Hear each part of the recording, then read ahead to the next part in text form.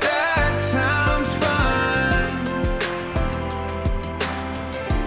That sounds fun. Hi, friends. Welcome to another episode of That Sounds Fun. I'm your host, Annie F. Downs. I'm so happy to be here with you today. If you're enjoying a day off of this Labor Day weekend, sitting by the pool or traveling, we're so glad you chose to bring us along for the ride. And before we dive into today's conversation, I want to tell you about one of our incredible sponsors, AG1. Listen, I love starting my day with AG1. I really do. I can totally tell a difference when I kick the day off drinking it. I have more energy. My brain is clearer. It really helps me start with getting in my nutritional foundation for the day.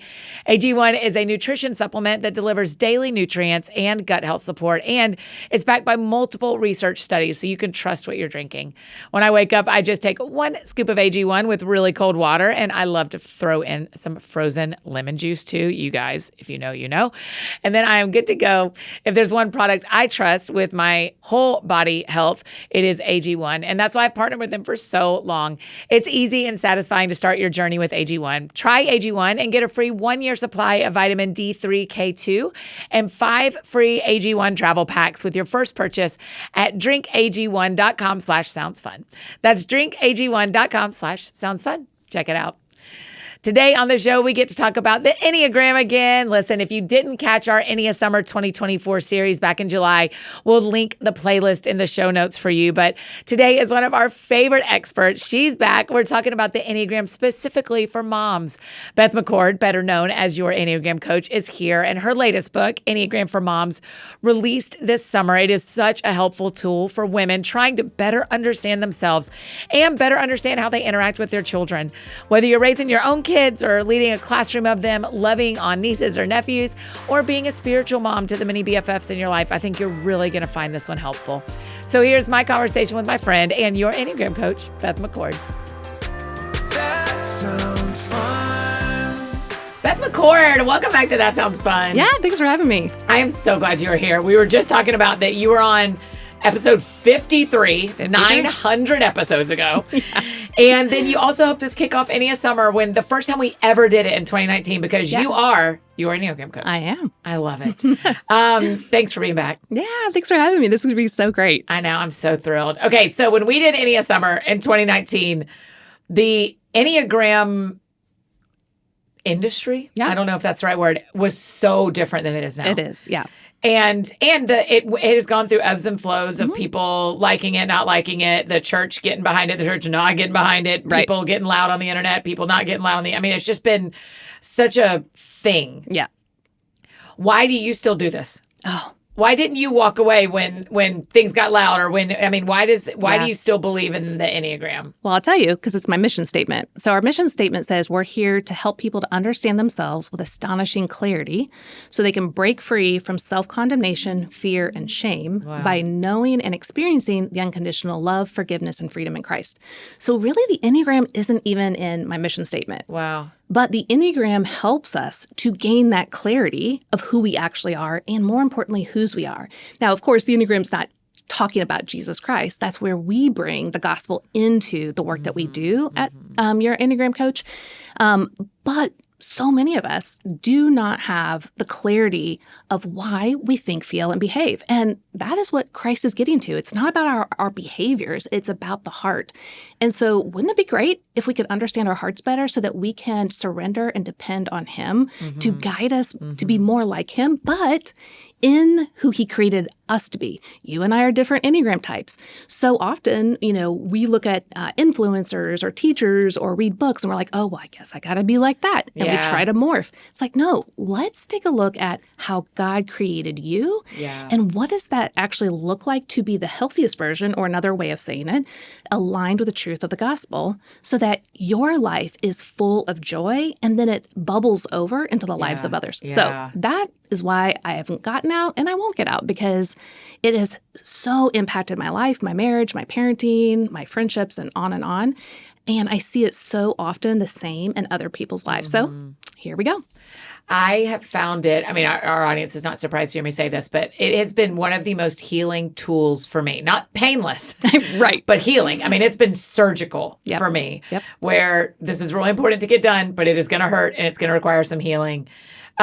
Well, you kind of, one of our feedbacks after this summer when we did Ennea Summer with the triads, and especially when you do how to do healthy relationship based on your triad, your type, the feedback was there were still a lot of people who can't figure out what number they are. Oh, yeah. How is there a step we're missing? How come? So my friend listening says, yeah, I've listened to all the Ennea Summers. I follow Beth. I follow Annie. I cannot figure out my number. Is there a secret code we're missing? Well, yes and no. So we are very complicated beings. And though the Enneagram is going to help you to know your main type, I have a book called More Than Your Number, because you are literally more than your main type. There are your wings, the two numbers that come off your number with lines, which I call the Enneagram paths. Other people call it lines and arrows. Like, those are 4 personalities that you're directly connected to that you're using a ton in healthy, or average and unhealthy ways, depending on where you currently at.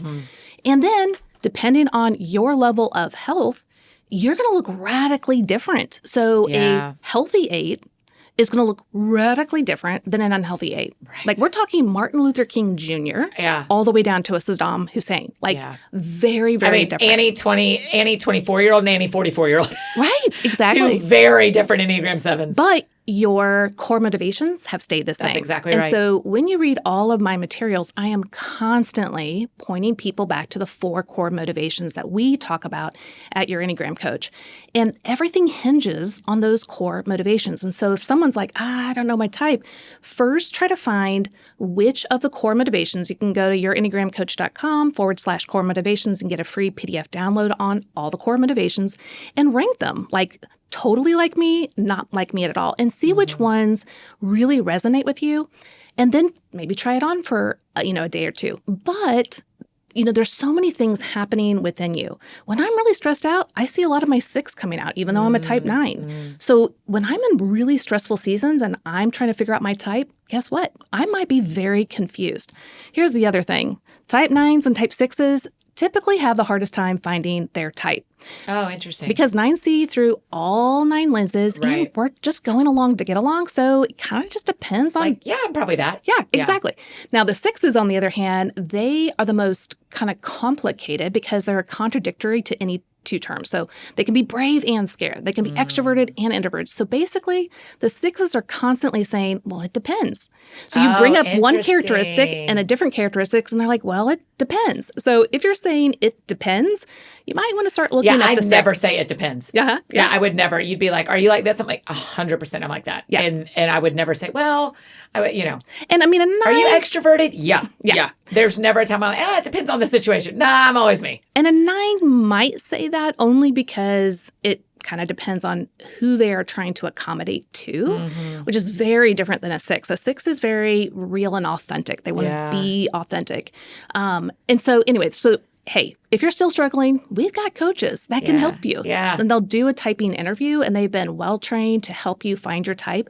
But some people, it just takes some time, and that's okay. And there's so many layers to the Enneagram. We can talk about instinctual subtypes. There's 3 subtypes to each Enneagram type. And then you add the wings and no one needs to know all of that unless they're really getting stuck. The biggest thing is if people can just hone in first and foremost on those core motivations, even in your own growth, you are going to get so far personally and in your relationships. Yeah. Yes, the wings impact you. Yes, the Enneagram paths impact you. All of those impact you. But if you were just to focus on the core motivations, you will get so far. When we were talking about relationships over the summer, there was feedback. I asked in every episode, are there numbers that don't match? Like if you're getting married or if you are married, are there numbers that don't match? And the answer is always no. Every number matches. Yep. There are still friends of mine who say, I think my life is harder because I'm a this and I'm married to this. Yes. Or I'm a this and I'm married to this. That's true, but it's also not true. So all 2 types together, when they're healthy, they are the most incredible couple or friends or coworkers. Anytime any of us are kind of getting into that average mode and definitely unhealthy, the relationship is going to really struggle at different levels. So, but yes, even 2 healthy, let's say a 5 and a 7. I know a lot of 5s and 7 marriages, and they're doing great, but they're going to have the struggle of one wanting to constantly go and do, and the other one's like, whoa, I need to kind of be by myself and recharge. You've got a 9 and 8. Yeah. Right? Like, that's going to be really hard. 8 loves confrontational intimacy, which is literally the 9's greatest fear, right? And so there are going to be aspects with every Enneagram type that are going to rub up against each other. So you can have 2 8s together. I know a couple that's 2 8s, and they are fabulous. Oh my gosh, I bet they are wild. Wild. When they're healthy, they're just so amazing. But obviously, things can turn on a dime. Gosh. So it's 2 8s. But Beth. okay, I also What a dream. one of my closest friends is a 9, and she's married to a 9. And people might think, oh, well, that's like the best relationship because they're probably so kind to one another. Yes, and they can get catatonic and really not go anywhere in life. Yeah. And I bet making decisions is hard in Right. that household. Yeah. well, I don't care. What do you want to do? Well, I don't care. What do you want to do? Yeah. So I really want to emphasize, yes, to the point that any 2 couple types that are together, no matter what combination, you're going to rub against each other because you see the world differently, or you're at different levels of health or growth or whatever it is, stages of life. We have different life stories, different passions and desires. So that is not the issue. The issue is, are you growing? Are you taking good care of yourself? Are you able to understand yourself with clarity so that you can become the healthiest version God has created you to be? Wow. And you're not sitting around trying to correct the other person or Yeah. fix the other person for your sake. Yeah. That's God's work to do in and for them. Now, yes, work together, but work on yourself. And self-regulation is so important. Doing your own inner story work, man, that too is so incredible. I have a bad block when I'm thinking about who I'm dating, about going like, oh, I don't know if I want to be with this guy. Yep. So talk to our dating friends, our single friends. Yep. I am doing a disservice to myself by striking off numbers or having a moment when a dude tells me his number and I go, oh, golly. Yeah. So talk to us about it for those of us who have not picked a partner yet. Right. Where does finding out their Enneagram type rank to you? Of how quick does that happen? How slow does that happen? And how much does it matter? You know, I would say, well, one, I would say it matters greatly, but I think it depends on what you mean by that, right? If you're doing it to filter someone out, man, you really are doing a disservice to yourself. Really understanding yourself and what would naturally kind of trigger you or set you off, again, the core motivations mainly, you're going to better understand why any of the types might be unattractive to you in some form or fashion, or you're attracted to them. Yeah.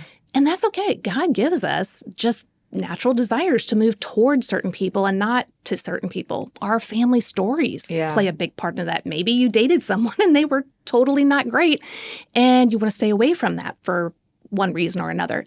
So I think that's one of my problems is I go, he was a this, and I don't want to do that again. Right. And that's not fair to the rest of the 8s. It would never be an 8. But to the I mean, I would love an 8. So, but in this example, yes, if I'd had a bad experience with an 8, what my brain is doing is, well, I will never try that again. And that's also, I think, what's sad about how people use the Enneagram. They use it as like a sword or a shield. And kind of what you're even saying, interesting. It's kind of like you're using it as a chisel. Like, I'm going to chisel my man just the way I want it. And he needs to be just like this. And it's like, it just doesn't work that way. You know, God knows who he wants you to be with. The biggest thing I would focus in on beyond their Enneagram type is, are they actively growing and understanding themselves? That bottom line is the most important thing. If they aren't willing to know themselves, and I'm not saying Enneagram, it could be anything, like knowing their own story, what activates them, why do they act certain ways? And they can use a multitude of tools out there. Of course, I think the Enneagram is pretty spectacular. Yeah. But all that to be said is, where are they? Are they growing, and are they kind of focusing on their walk with Christ and that's fulfilling to them versus looking at a spouse or a girlfriend that is going to be a project to them or they're going to work on or fix. And it's like, no, they need to work on themselves and we need to work on ourselves. So for me, the biggest thing is understanding they are in the growth path. and they're willing, they're humble, they're even if they're like the strong types, like 8, like they're like, hey, I've got some blind spots. I got to work on this. I've got to go do my work over here. You go do your work over there, and then we'll meet together and talk it through. That's the most important thing. Okay. Now, of course, knowing one's Enneagram type is so helpful because then you can understand why they're doing certain things or thinking certain things. It's like you and I. You're in my Enneagram symbol, you're a red and I'm a purple. So I've got purple glasses on and you got red glasses on. Yeah. We think we're seeing the same, but we are not. Yes. And so when we kind of come at odds or see things differently, well, why not I take off my lens for a second and put your lens on? Yeah. And that's where all these Enneagram resources can be helpful because I can say, hey, Annie, you know, when you did that, it landed on me in this way. This is how I see it or feel it. Is that what you were doing or your intentions? And if not, where were you or what were you hoping to come across? Yeah. That changes the game. But me knowing you're a 7, I can kind of start with the position of, yeah, we're different. And that's okay. But I also need clarity. I can't just let it slip by. We need to grow. So that's what I would say. I'm really curious when I'm thinking about, like, even as we're thinking about where the world is right now in the U.S. with elections coming up, is anyone not stressed? Like, is anyone I don't think I know anyone genuinely who is operating with the same ease of life that we maybe felt a decade ago. I think absolutely true. I think the question I would say or push back on to all of us, and I'm including myself in this, is the concept that being under stress is wrong or bad. Christ was under so much stress, he was bleeding. His sweat, you know. So this being under stress or especially as a human, you know, he was God, so he obviously dealt with it perfectly. But being under stress or struggling or learning and growing, that's not wrong or bad. I think it's how are we doing it? I think that's what really matters. And so we're all going to go through seasons that are harder or less hard, but we're on this side of heaven. It's all hard. And so where are we fixating our attention? And I think first and foremost, that needs to be he has fully taken care of us. And so when we look at the core motivations, you have a core fear, desire, weakness, and longing. When I get down to the core longing, this is the message your heart longs to hear and experience. And people are like, yes, oh my gosh, or I'm trying to get that with my relationships, my job, my parenting. And I'm like, yeah, but here's the cool news. Christ has already satisfied your core longing. And that's the moment where transformation starts to happen because we no longer have to get it anywhere else but him. And so when we recognize that, we can come to him with all the stressors in the world and know that he is going to meet us right where our needs are. But the victory's already been won as he still works in and through us. And so that's why for me, the Enneagram is so important because I am constantly like Jeremiah 2:13.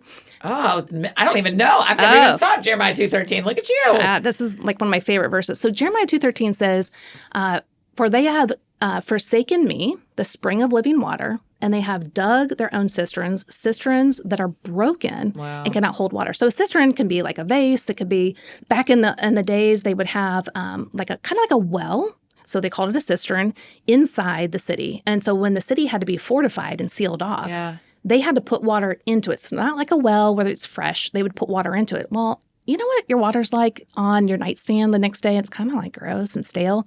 Think about that, but worse because it's been there for a while and animals are kind of getting into it. So a cistern is just not that great. So think of a pool, so to speak, and you put water into it, but then it's broken. What's going to happen? It's not going to hold water. It's when it's gross, it's not going to hold water. And so you're constantly having to put water into it and replenish it when literally right next to us is the spring of living water. Like it's fresh. It gives us life.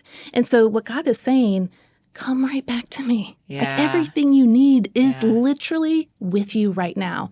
And so that's where with the Enneagram, we need to use it as a tool to go, hey, I don't have to shame myself. I don't have to guilt myself. I don't have to judge myself because that's been taken care of by Christ on the cross. Yes, I need to admit, I need to apologize, I need to own what's going on, but I bring it to Christ knowing that he is working in and through me, and there is where rest and joy comes. And so it's not like I'm going, I have no problems in life. Right. No, I have a lot of things I'm working on. But I know that he is doing that work in and through me, and I can walk through this really, really hard season of life knowing that the end game of it all is his victory and that I'm okay. Yeah. So I just think, this is, for me, honestly, this is one of the hardest seasons I've been through, and I've been through a lot of hard seasons. And I feel like God is constantly saying, fix your eyes on me. Wow. And actually, I'll show you. This is what I have on my phone all the time. Oh my gosh, a sheep. And so for those that are listening, it's just this really beautiful sheep, and it's nestled against the chest of its owner. Yeah. But the owner has his hand like right where the neck is, and he's gently pulling that sheep in. And you can tell that the sheep has finally rested, probably stopped fighting. Yeah. And the reason why I have that picture on my phone is I'm always forgetting who I am and where I am and whose I am. And so I have that on my phone because I'm like, when I'm feeling like, oh, I need to make someone happy, or, oh my gosh, conflict, what does this mean? Of course, because I'm a type 9. Right. When all of my things are being activated and I'm trying to get life a certain way and control it, I can look at that phone and go, oh, wait, actually my real status is secure. Right. I can calm down here. He's got me. Right. And then reorient my mind in a new and a different way.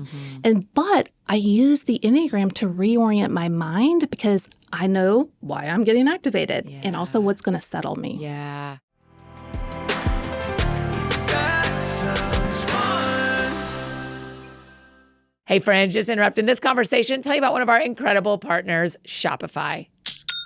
When you think about the businesses that are selling like crazy, like Skims or Thrive Cosmetics, you know we love them around here, or Magic Spoon, I love that cereal, you typically think about how great their products are and how cool their brand is, how brilliant they are at marketing. But an often overlooked secret is actually the businesses behind the business, the ones making selling and for shoppers buying super simple. For millions of businesses, the behind the scenes magic is Shopify. And that's true for us too at shopAnnieFDowns.com, which 40% off all weekend, by the way. We don't get to put cute sweatshirts or water balls in your hands without the help of Shopify.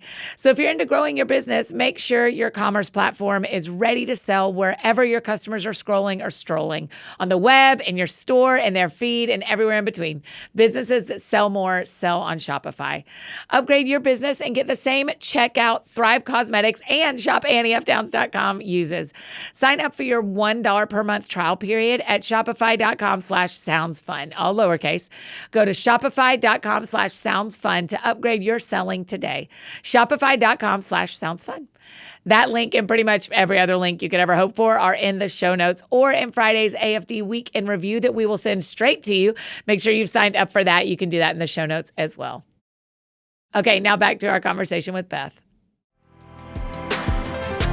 That sounds fun. So your new book, The Enneagram for Moms, I mean, that shepherd picture is pretty profound for moms. Yeah. I have a really interesting life because as a non-mom, and I grew up in a city, I live in a city, and I live in New York. So I grew up in Atlanta, I live in Nashville, I live in New York. My friends in Atlanta have middle schoolers, high schoolers, my peers, my exact age. My peers here have elementary, and my peers in New York are having kids. Okay. And so because of the different cultures there, I have friends my exact age that have newborns and college freshmen. And you have me And as a older. friend, and Yes. I have a grandbaby. That's right. That's right. That's exactly right. And so I'm seeing a lot of women mom in a lot of different seasons. Yeah. So I'm thinking about the moms listening, and I'm going like, okay, Enneagram for Moms, do we need to be starting? Do I need to have a newborn for this book to be right? Yeah. Or have I missed my chance to be a good Enneagram-based mother Yeah. if my kids are 19? Now, the great thing is I wrote this for all moms of all ages. I mean, we're talking like my mom has this book and she's 81. Yeah. It would be amazing if she were to really get into it and understand, one, herself, but also understand how I see the world. And for us to have those conversations even now would be so cool. But it really is for moms of all ages. It's not just for the toddlers out there. And in fact, here's the thing. I wrote the book they need, not the book they want. What I mean by that is we can't type our kids. They have to find their own type. And that the earliest is somewhere in their teenage years, if they have kind of those old souls, those minds, like the mature minds that they've actually really investigated themselves, which is kind of rare. Yeah. So that would be the earliest. But it's usually when they're older that they can understand which of the core motivations are theirs. So then what do you do if you don't know your kid's type? Well, that's where this book comes in. This is really focusing on the mom and her own developmental story. And so, hey, you can start that when you're 81, when you're 61, when you're 31, whatever age you are. This book is going to help you to be a mom that nurtures. But even if you're not a mom, this book is a great way for you to understand your story with your mom. And where might she have been coming from? How can you have a new story with your mom? So I really think that this is going to be a powerful book because a lot of it just speaks to how we as women have just lived our lives in our society and how to use the Enneagram for healing and resources. Yeah. As I was reading the book, I found it so interesting thinking about all my mini BFFs and the villages I'm in where I am a mothering voice. Yeah. Thinking about my nephew and my cousin's kids and that I'm a part of raising them. Yep. But then also just going like, this is helping me in everywhere that I mother because even though I'm not raising a kid in my house, I am certainly always asking who's going to take care of me, no matter what the relationship is. Right. And so to do that in a healthy way, I mean, I know you're a mom, but why was this the next thing you wanted to write? Is this something, are moms asking about this a lot? I think so. But honestly, I wrote it for myself. Yeah. I started using the Enneagram back in 2001 when my kids were 1 and 3 years old. They're now 24 and 26. Yeah. So I started using Enneagram back then because I didn't understand myself. And I was, like a lot of us women, the first story in the book is I went to the playground at the seminary and all these other moms come out and I'm like, oh my gosh, she's such an amazing leader with her kids and she's strong. And then there's this mom over here. She's so creative and deep. And there's that mom over there. She's so fun. Not me. So I'd go home and I'd tell my husband, these people are so amazing. What's wrong with me? And he's like, okay, wait. One, Beth, you just took all their amazing attributes because when they go out to the playground, they're kind of putting their best foot forward. But you've taken all of these amazing attributes of lots of women and you've created one super woman or super mom. Yeah. It doesn't exist.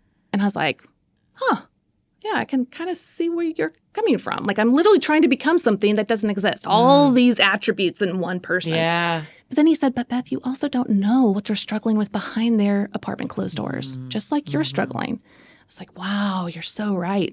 So it just changed my trajectory. And so then as I was using the Enneagram, I could see more fully how a book like this would speak to not just moms, but women in general. Like God created you to be you. And when we talk about the Enneagram, on the front of the book is a bunch of paintbrushes with it's beautiful. Different splatters of paint. We each think of each of the Enneagram types as being a color. So like me, purple. Yeah. I'm not just purple. Like I have a story, I have, likes, dislikes, talents. That all becomes a different shade of purple. And so when you walk into Sherwin-Williams, you're not like, just give me purple. It might be like, hey, can you give me lavender or lilac? So we each have our own uniqueness to ourselves. And so what we want to do is to learn more about who he created us to be. When God created me to be a type 9 for my 2 kids, he didn't make a mistake. Now, oftentimes I felt like I am not who I should be, or I'm not strong, or I'm not whatever. And God's like, no, I created you to be a type 9 for them. Wow. I want you to focus on healing yourself, growing to be the mom that you were created to be, and then give your kids this gift. Now, here's the big thing though.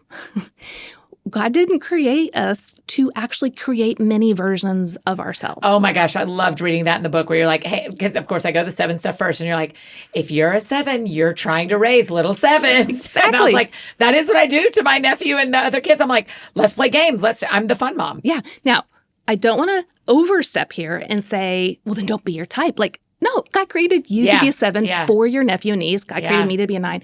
So he wants us to give our kids a gift that I'm showing my kids empathy and compassion and understanding people. So I'm giving them that gift. But if I'm forcing them to be a peaceful accommodator, that's just not going to work for them. I mean, let's just take the example as me as being a type 9. I don't have a type 8 daughter, but let's say I did. Can you imagine this girl being strong, brave, assertive, saying what needs to be said? I'm going to be like, no, we are not doing that. Yeah. You are too strong. You are too boisterous. That's too blunt. That's too direct. And then all of a sudden we're having this battle because I'm thinking the right way to be is calm, peaceful, quiet. And so I would be trying to force her into being the purple color when God created her to be maroon. Yeah. And so that's where, as parents, we get to learn how we get to be a part of their life, but not creating their life. That is his work to be done. So it's really being curious and understanding our kids, but first understanding ourselves. Yeah. And I know a lot of people out there is like, okay, how do you do all this? You don't. You walk day by day, learning, growing, being curious about your kids, having a non-anxious, connected presence, and really leaning on God. Because guess what? Even as a type 9, and I'm, let's say, giving the best of who I am to my kid, and it is the best, let's say it's really, really healthy and good, it can also land on that child in a way that doesn't make sense to them. Yeah. They might be feeling like that type 8 daughter might be feeling like, my mom just wants me to be, quiet. And maybe like I'm not even saying that. I'm not even wanting that. But that's just the overall feeling and tone. Oh, interesting. And so she might be picking up on something and interpreting it in her world in a different way. Yes. So here as parents, this is where if we can have that non-anxious, connected presence with God first, then when they say something has hurt them, we don't have to be all defensive and like, no, I'm not doing that. I'm doing, I can be like, I can see how that maybe landed on you that way. Here's where my heart was, but I'm sorry that it landed on you that way. I would love to try to restore that. What would that look like for you?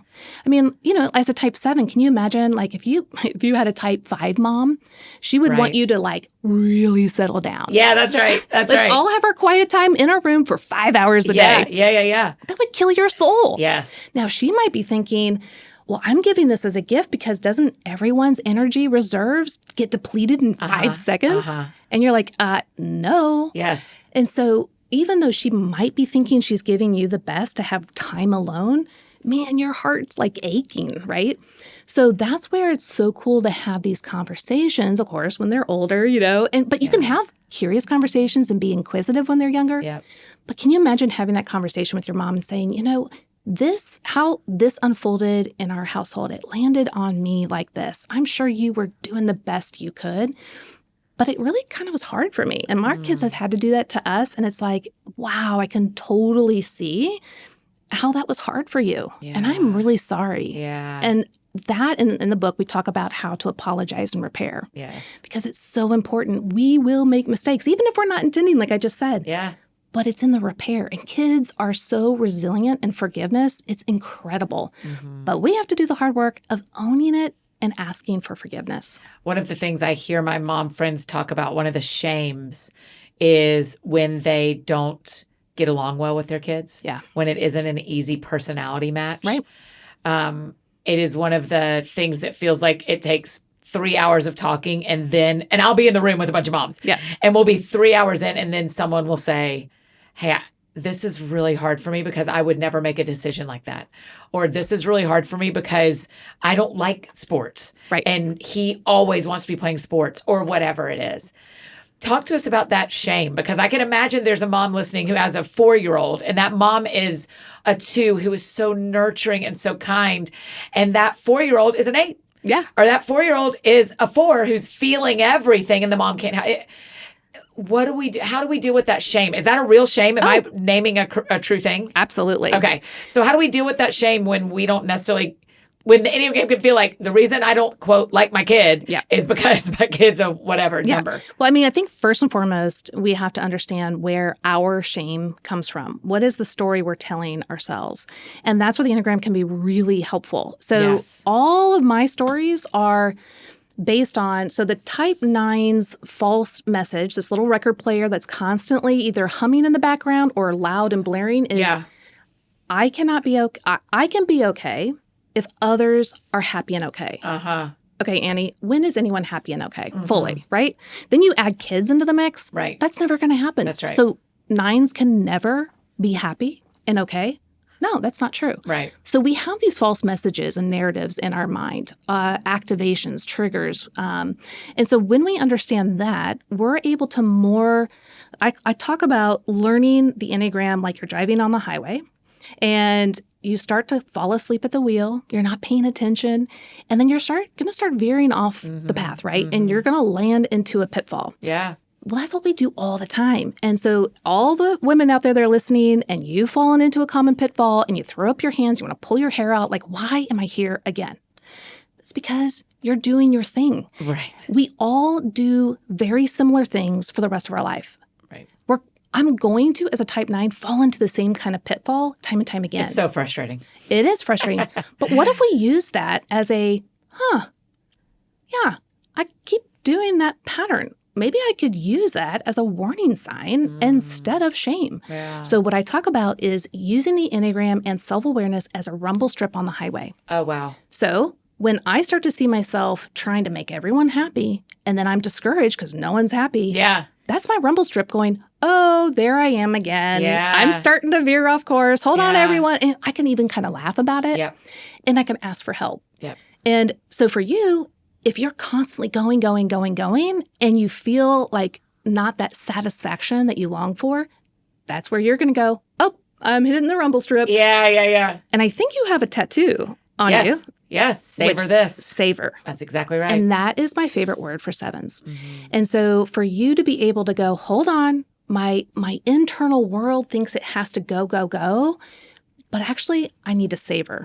What does that mean right now? So that rumble strip is so important for us. Yeah. And it's the same thing with moms. So when we're using the Enneagram, we want it to be in a way that sets us up to, again, like when you hit the rumble strip, are you freaking out like I'm the worst driver in the world? No, it's just like, yep, redirect. Hold on. Yeah.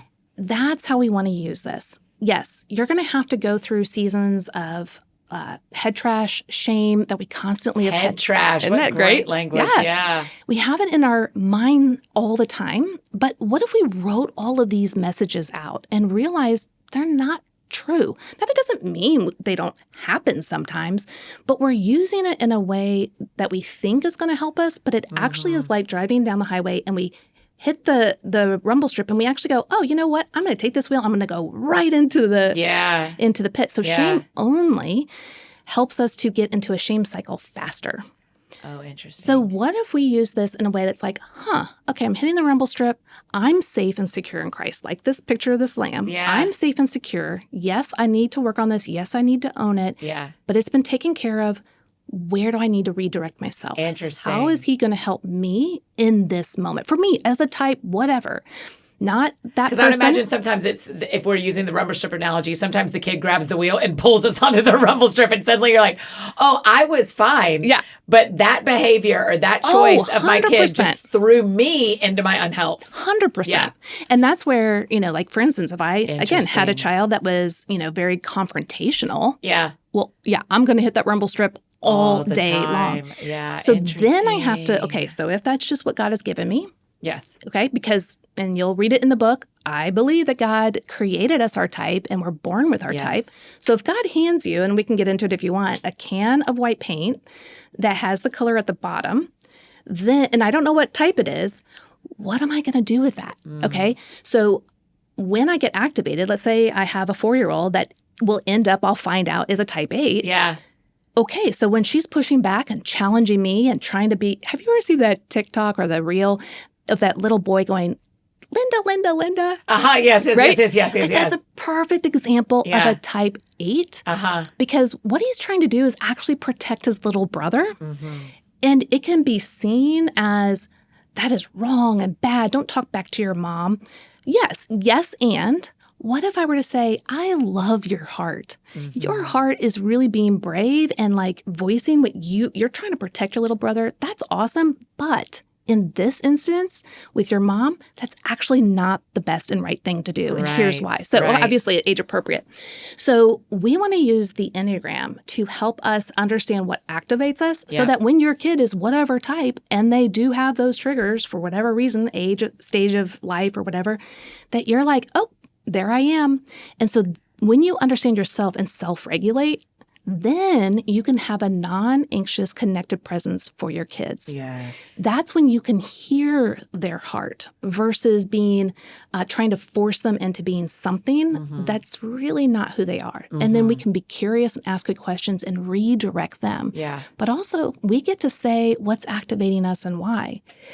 And that's when our kids can learn what it's like to know ourselves, redirect, and self-regulate. Because then when our kids are older, they're like, oh, I can own my stuff and I can apologize and I can self-direct because I saw that in my parents and I've been modeled it and now I can mirror it. Yes. That sounds fun. And now back to finish up our conversation with Beth. That sounds fun. What do you do if you see the same unhealth in your kids that's in you? Oh, that's really hard. I'll give an example of my husband. Yeah. You're like, it's not me, but. Well, the reason is he's a 6 and my son is a 6. Yes. And this kind of goes back to what I was saying earlier. So he just wants assurance and guidance and support. And so my son, when he was 18, about ready to go off to college, literally like a month later, we all live in, we're in Nashville area. So we were living in Franklin, and down in Franklin, kids down there will pay someone like $50, $75 to take some really cool pictures of them for Instagram. I know it's its own place. Right. But he's sitting there going, I can take good pictures. Yeah. I want to do that in college. That's a great side hustle. Yep. I'm a little entrepreneur, so I'm like, you go, son. Yeah. But my husband is thinking of all the things he may not have considered. And so he's bringing that. So he's thinking he's bringing the best of what he has. Well, have you thought about this? Well, this could happen. And don't get your hopes up and all of these things. And my son started to cry. And my husband was like, whoa, what did I just do? And my son, of course, he's been through all the Enneagram stuff and he knew his heart really well at that time. He said, Dad, I know that you're trying to give me the best of what you have, but I've already gone through all of that head trash as a 6. Right. And just to have the courage to maybe do this has been so hard. And you offering that to me has only made it harder, even though I know you're trying your best. And my husband was just like, oh, I totally get it. Yeah. And that's where I think it's so important for us to understand that even when we're giving our best, it might land on someone differently. Yes. And so, and so Jeff has had to really think through when he is helping Nate, how much is his story and his perspective actually compounding what Nate's already struggling with? Yeah, right. And how were we actually kind of cheering on, oh, yeah, good son, for being, super cautious and fearful. Right. And so, I could easily do that with another type 9, like, oh, yeah, just people please. Yeah, just accommodate. Keep going. It's like, oh, wait, no, that's the wrong, wrong message. So that's where you can get, caught up in things like that. How much, because I'm thinking the Enneagram for Moms, I mean, as I was reading it yesterday, it was like, oh, there's wonderful stories. There's stuff for each type. It's one of those where you read and then you go and it's a resource. It will sit on our shelves forever. Yeah. But when we're thinking about our kids, my nephew's 4. I genuinely haven't considered what Enneagram type he is. Yeah. When are we supposed to start going, oh, I bet my kid's a 2, or oh, I bet my kid is a whatever? When do we do that? When don't we do that? When does that serve us? When does that not serve us as moms? Yeah.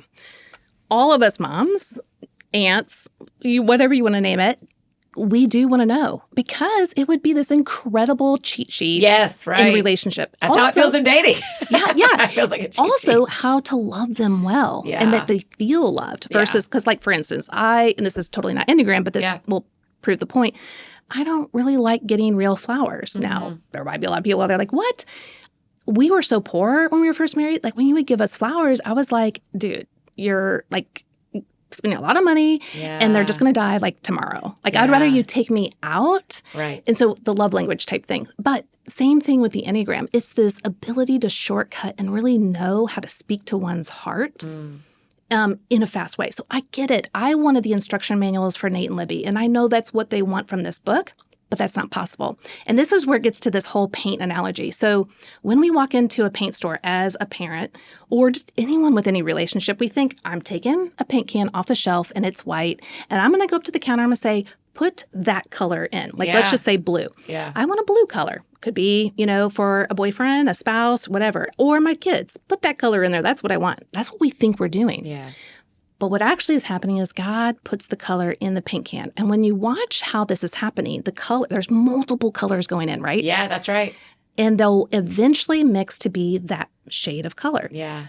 But what happens is it goes to the bottom of that paint pan and it just settles there at first, right? And so if you were to look at that paint can then, it's like, well, it's still a can of white paint. Yeah. So when we're given our kids, or when we think like when we're given a relationship, we think it's that, and I'm gonna force them into what I want them to be. But that color's already in there. Now with your kids, life and circumstances are going to mix that can of paint. And that's the same as like age and stage of development. So many different things are happening. So as things are mixing, if you were just to use a stir stick and mix, you'll see all of a sudden there's a little orange and then there's a little green and there's a little blue. Yeah. And so what a great analogy, Beth. Thank you. So you might start seeing like, okay, let's say your kid is a type 1. Well, all of a sudden you might see a little purple, like their wing is popping up of type 9. Yeah. And maybe the teal. Oh, there's the type 2. And so you don't really know what their main type is because we do use all 9 types to varying degrees, but we have one that reigns supreme. So this is where we get to be curious and recognize that God is allowing us to enter this mystery and to like kind of investigate and study and ask good questions of our kids. Now, I think it's okay from time to time to go, because I could totally tell that both my kids were not 4s and 5s. Like there was just... Oh, you like knew early what they weren't. Oh, that's interesting. I bet it is easier to go, yeah, I'm telling you, like my nephew doesn't have an introverted bone in his body. Yeah. And so we can X like off a few. Certain, that's right. So I think there's ones that you can kind of cross off. And I'm not saying forever, but like, I'm not seeing that. But I would hold several loosely and just try on a few things. Here's the thing. We all long to hear that core longing message. Yeah. What if you were just to give your kids all the 9 type core longing messages in various ways and see which one really lights them up and they feel seen and heard? Yes. That's going to give you a really cool indication. Yes. And so over time, look, all teenage girls, a lot of people are like, oh, wait, now I think she's a 4. Oh my gosh, yeah, for sure. And it's some like, point we're guys, all 4s. Come on. Yes, of course. Like we're emotional. We have hormones. Right. Doesn't mean you're a 4. Right. There's so much more to that. And then guys, it's like teenage years. Oh, we must be an 8 or a counterphobic 6 because look how, strong and aggressive they are. It's like, no, that is just part of development. So that's where you have to really be careful when you're trying to do this. I can guarantee you, I literally work with experts in the field and they have younger kids. And as their kids grow older, they're like, well, I really think they're this. And I'm sitting there going, Yeah. A year later, well, actually, I'm seeing this now. And I'm like, yeah, exactly. Yes. So we want to hold it very loosely and be curious and ask great questions. Date your kids. Like take them out and do fun things or connecting things. And you'll start to see different characteristics pop up. And then just investigate. And then as you see that can of paint stir up, you will know about when they are, let's say, mature enough, as in like they know themselves. Now, not all kids want to know themselves. Right. So, hey, it might take till they're 30. And that kid's a 7. Yeah. It might take till they're 30. And so, but when they're old enough, you can say, hey, I would love to know your Enneagram type. Would you be interested in seeing? Yeah. And see what comes about. But it also can still kind of change. Not that their type changes, but their understanding of themselves as they mature. So I just really recommend parents, yes, absolutely be curious, but please do not type your kids. It never works, and it never works well. It doesn't serve in the long run. It doesn't. Okay, I want us to end on this. You said you think we're all the way born with our type. It's not nurture at all? Oh, it's both. Okay, I think it's both. Well, here's the reason. I think you're born your type. Uh-huh. But how you are nurtured totally affects your type. Meaning how healthy, average, or unhealthy you're going to be when you get into adulthood. Your parents, they're called to give you the tools and the resources to really live in life. If you have really great parents that are helping you to understand self-attunement, what's going on in your internal world, how to be with people, all those things, they are literally giving you, let's say you're kind of developing a garden, right? They're giving you the right tools to do that. But what if you don't have parents like that, or you have a chaotic, abusive, destructive household? Well, guess what? They're giving you a snow shovel to help a garden. That's not going to work for you. And so you are going to have to learn how to have those different skill sets. And so all of us, no one has all the tools. We all have to I would learn. imagine every garden in the world has parts that need to tending, pruning, understanding how to use these tools better. So no one gets a pass. But I think for each of us to understand, so as a type 9, if I grew up in a very abusive, yelling, emotionally destructive atmosphere, the way I would have thought and approached it would be different if I had a twin sister that was a type 7 or a type 6 or type 8. So as a type 8, they might be like, heck, no, I'm going to go after my parent in one form or another, kind of like that little video, Linda. Whereas I'm going to become really small, and I'm going to hide, and I'm going to isolate. Now, that isolation is a strategy of protection, which is great. We all have strategies that protected us, that got us to where we are today. Yes. But now's the time for us as adults to learn what those strategies were without shame, without condemnation, but to learn where they are, to learn how to release them and actually take on healthier strategies that will help us to grow. Wow. Oh, this is helpful. What did we not say that you want to make sure we say? So one thing I would say is for moms to really focus in on what it means to have good self-care. Okay. And I guess let's just not even say moms. Let's just say people, right? Yeah. Because so often, especially... But moms are caring for more people than I'm caring for on my day. I go home and my house looks the same as when I left it. Yeah. So it is fair to say lives are different. Yeah. Because so often, especially in the Christian world, die to yourself. Don't focus on yourself. That's being selfish. It's like, no, Christ took care of himself, his human body, though he was also 100% God. What does it actually mean to tend to ourselves so that we are literally filling up our cup so that we can actually pour into our children with that non-anxious connected presence? You cannot have that if you are depleted. And so what's going to happen is you're going to then be reactive in some form or fashion. That could be actually aggressive, passive-aggressive, numbing out, whatever. There's so many ways that we do it. And so often moms don't even know what self-care looks like. Yeah. And they have a hard time having the freedom internally to do that. And so that's going to take its own work and strategy. But I really hope that families give moms that freedom. Like, hey, how can I help you to have good self-care? What do you need? Yeah. And this isn't just doing what you think is the most fun or safe. Sometimes it's not fun and safe. Like you learning how to savor. Well, that's not always going to be your most fun moment. Yeah. But it also is the most healing, and you're replenishing yourself so that you can be the best for those that you're giving to. Yeah, that's right. That's really helpful. Thank you for reminding us of that. Okay, Beth, the last question we always ask, because the show is called That Sounds Fun. Tell me what sounds fun to you.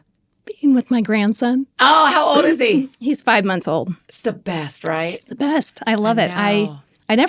Honestly, because I'll be honest, parenting was really hard for me on multiple levels because of my own head trash. And I kind of thought I was going to be in that same position.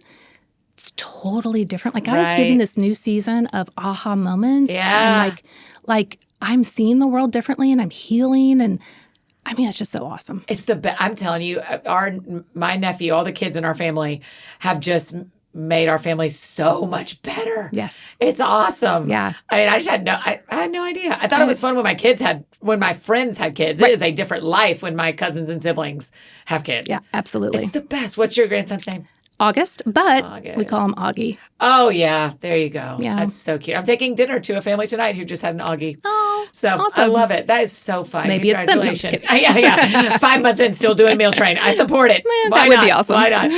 And what's your favorite thing about seeing your daughter as a mom? You know, it has been such a blessing because, as a 9, I'm like, oh, this is so hard to say because I'm not tooting my own horn because I'm honestly focusing on what God has done in and through us.